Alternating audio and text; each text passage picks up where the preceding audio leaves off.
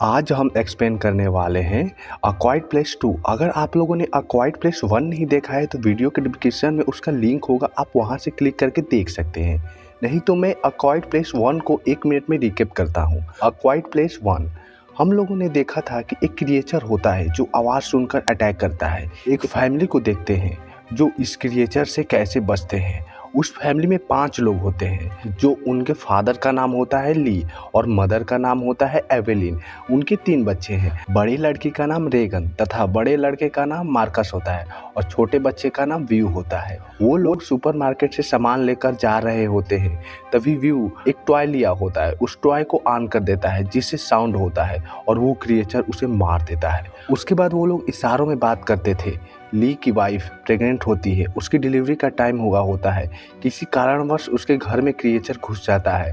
ली जैसे तैसे करके अपने बच्चों को बचा लेता है। जब वो रोता है तो उसके मुंह में ऑक्सीजन मास्क लगा देते हैं। ली को देखते हैं जो अपने बच्चों को बचाने के लिए वो शोर मचाता है। क्रिएचर उसे मार देता है। वो दोनों बच्चे अपनी माँ के पास चले जाते हैं। वो लोग एक अंडरग्राउंड घर में रहते हैं और वो वहाँ पे छुपे होते हैं, जो उसके फादर ने उस छोटे बच्चे के लिए बनाया होता है कि शोर ना हो। वो क्रिएचर वहाँ पे आ जाता है। रेगन के पास ईयर डिवाइस होता है। ईयर डिवाइस से वो क्रिएचर भागता है। रेगन की माँ बंदूक से उस क्रिएचर को मार देती है। बंदूक से बहुत तेज आवाज़ होती है जिससे वहाँ क्रिएचर आ जाते हैं। वो लोग बंदूक और एयर डिवाइस लेकर तैयार होते हैं। इसी के साथ यह पार्ट 1 खत्म हो जाता है। अगर आप पूरी मूवी देखेंगे तभी आपको समझ में आएगा। तो चलिए पार्ट 2 की तरफ चलते हैं। पार्ट 2 की शुरुआत होती है, हमें पहले दिन का सीन दिखाया जाता है। ली को जो एक सुपरमार्केट में जाता है, वहाँ से सामान लेकर चला जाता है फील्ड के पास जहाँ मार्कस मैच में हिस्सा लिया होता है। एवेलिन को देखते हैं जो व्यू के साथ है। व्यू अपने भाई के पास जाता है और उसे च्युइंगम देता है। इधर हम एक आदमी को देखते हैं जो ली का दोस्त होता है, उसका नाम इमेट होता है। उसका लड़का मैच में हार जाता है जिससे वो दुखी होता है। मार्कस मैच खेलने के लिए फील्ड में जाता है, तभी ऊपर देखता है कि कोई चीज़ आ रहा है। जहाँ जितने भी लोग होते हैं सभी लोग देखकर शॉक हो जाते हैं। ली रेगन को अपने साथ लेकर चला जाता है। उसकी वाइफ होती है, वो व्यू और मार्कस को लेकर अपने साथ चली जाती है। ली अपनी गाड़ी में बैठ जाता है, तभी उसके पीछे पुलिस की गाड़ी आती है। उसके पास जाता है और पूछताछ करने लगता है कि क्या हो रहा है। पुलिस की कार होती है, उसमें सायरन बज रहा होता है। ये क्रिएचर आकर पुलिस की गाड़ी पर हमला कर देता है। ली वहां से दौड़कर सीधे अपने कार में जाता है, लेकिन उसकी गाड़ी स्टार्ट नहीं हो रही थी। इधर हम एवेलिन को देखते हैं जो अपने बच्चों को लेकर जा रही होती है। उसके सामने वाली कार पर एक क्रिएचर आ जाता है। वो जैसे तैसे करके बचती है, लेकिन उसके सामने एक बस आ जाती है जो ड्राइवर लेस होती है। वो क्रिएचर उस ड्राइवर को मार देता है। एवेलिन कार को बैक करती है, लेकिन उसके एक बच्चे मार्कस को चोट लग जाती है। ली और रेगन एक शॉप में जाते हैं जहाँ बहुत सारे आदमी होते हैं। एक लड़के का फोन बजता है और क्रिएचर वो वहाँ पे आ जाता है। वहाँ सभी लोगों को मारने लगता है। ली और रेगन वहाँ से भाग जाते हैं, लेकिन वो क्रिएचर उसका पीछा करने लगता है। एवेलिन अपने बच्चों के साथ एक कार के पीछे छुपती है, तभी ली और रेगन वहाँ आ जाते हैं, लेकिन वो क्रिएचर उन लोगों का पीछा कर रहा होता है। पुलिस वाला उस क्रिएचर को मारता है, लेकिन गोली नहीं लगती और क्रिएचर उसे मार देता है। उसके बाद हमें 474वां दिन दिखाया जाता है जहाँ वो तीनों घर से निकलते हैं। रेगन अपने डैड के कमरे में जाती है और वहाँ से एयर डिवाइस और स्पीकर और मैप ले लेती है। एवेलिन जाती है अंडरग्राउंड रूम में, वहाँ से ऑक्सीजन सिलेंडर और बॉक्स लेती है। वो तीनों लोग वहाँ से निकल जाते हैं। वो तीनों मैप के माध्यम से जा रहे होते हैं। वो लोग पहुँच जाते हैं रेलवे स्टेशन के पास। एवेलिन जा रही होती है, उसके पैर में वायर लग जाती है जिससे आवाज़ हो जाती है। वो लोग वहाँ से भागने लगते हैं। मार्कस एक ट्रैप में फंस जाता है, उसका पैर जख्मी हो जाता है। वो दर्द से चिल्लाने लगता है। एवेलिन उसे चुप रहने को कहती है, लेकिन वो नहीं मानता और दर्द से चिल्लाने लगता है। तभी एक क्रिएचर आ जाता है। रेगन एयर डिवाइस निकालती है और स्पीकर में जोड़ देती है। वो क्रिएचर दर्द से तड़पने लगता है। एवेलिन उसे मार देती है। वो लोग वहाँ से भागने लगते हैं। तभी एक आदमी आता है, उन लोगों को बचा लेता है। जहाँ वो रहता है वहाँ उन सभी को लेकर जाने लगता है। वो इमेट होता है जो हमने मूवी की शुरुआत में देखा था। वो लोग वहाँ से बाहर निकलते हैं। इमेट बोलता है कि यहाँ खाने का सामान नहीं है और वो लोग ज़्यादा दिन नहीं जिंदा रह सकते, इसलिए तुम लोग यहाँ से चले जाओ। और वो ये भी बताता है कि उसकी वाइफ और उसके बच्चे मर गए हैं। एवेलिन मार्कस के पैर को इलाज करती है। कुछ टाइम बाद रेगन अपने भाई मार्कस के पास जाती है और उसे समझाती है कि हम इन सभी को बचा सकते हैं, लेकिन मार्कस नहीं मानता। रेगन एक मैप दिखाती है और कहती है कि हम इस लोकेशन पर जाएंगे। मार्कस नहीं मानता। रेगन वहां से चली जाती है। जब सुबह होती है तो रेगन उस लोकेशन पर पहुंच जाती है। एवेलिन इमेट से कहती है कि तुम मेरी बच्ची को ढूंढो। उससे रिक्वेस्ट करती है। इमेट रेगन को ढूंढने के लिए चला जाता है। रेगन को देखते हैं जो जा रही होती है, उसका पैर जख्मी हो गया है। उसके रास्ते में एक ट्रेन मिलता है, वो उसके अंदर जाती है तो सभी पैसेंजर मर चुके होते हैं। वह एक कैबिन में मेडिकेट बॉक्स लेती है जिससे वो अपने पैरों को बैंडेज कर सके। एक आदमी उसके हाथ पर आ जाता है जो मरा होता है और वो कंकाल होता है, जिससे वो डर जाती है और वो चिल्लाने लगती है, जिससे वहाँ क्रिएचर आ जाता है। एयर डिवाइस से रोकने की कोशिश करती है लेकिन वो ऐसा नहीं कर पाती और वो उसकी तरफ आता है।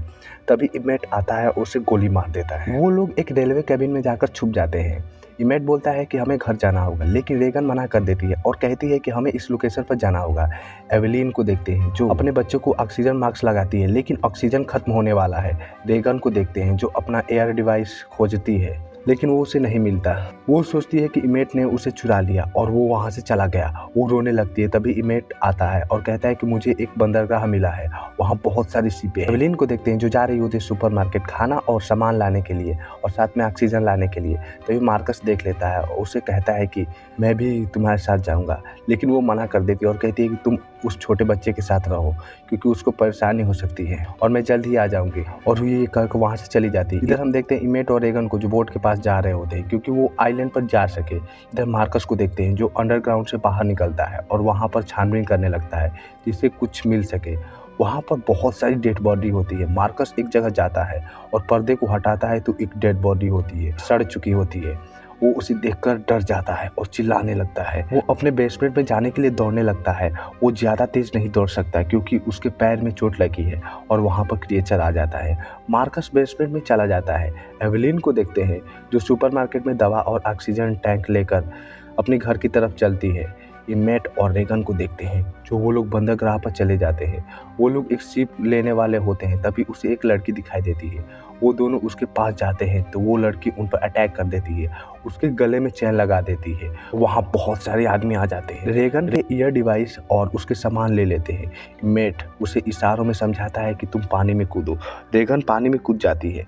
तभी इमेट चिल्लाने लगता है जिससे क्रिएचर आ जाता है, उन सभी को मार देता है। इमेट जैसे तैसे बच जाता है। रेगन उसको शिप में ले लेती है। ये चीज़ ध्यान से देखिए, क्रिएचर शिप पर होता है। इधर हम मार्कस को देखते हैं जो बेसमेंट के अंदर गया होता है। तभी वो क्रिएचर उसके पास आ जाता है। वो डर कर दरवाजे को बंद कर लेता है लेकिन कपड़ा नहीं लगाता। कपड़े में एक डिवाइस होती है जो कुछ टाइम बाद ऑटोमेटिक खुल जाता है क्योंकि उसके अंदर ऑक्सीजन लेवल कम होता है। वो क्रिएचर उस लोहे के गेट को तोड़ देता है और अंदर चला जाता है। एवेलिन वहाँ पहुँच जाती है और आवाज़ सुनकर डर जाती है। वो वहाँ पर जाती है। क्रिएचर ने लोहे के गेट को धंसा दिया है और वो गोली चलाती है जिससे क्रिएचर उसकी तरफ आ सके और वो क्रिएचर को बुलाती है। वो जैसे तैसे करके वो अंदर चली जाती है।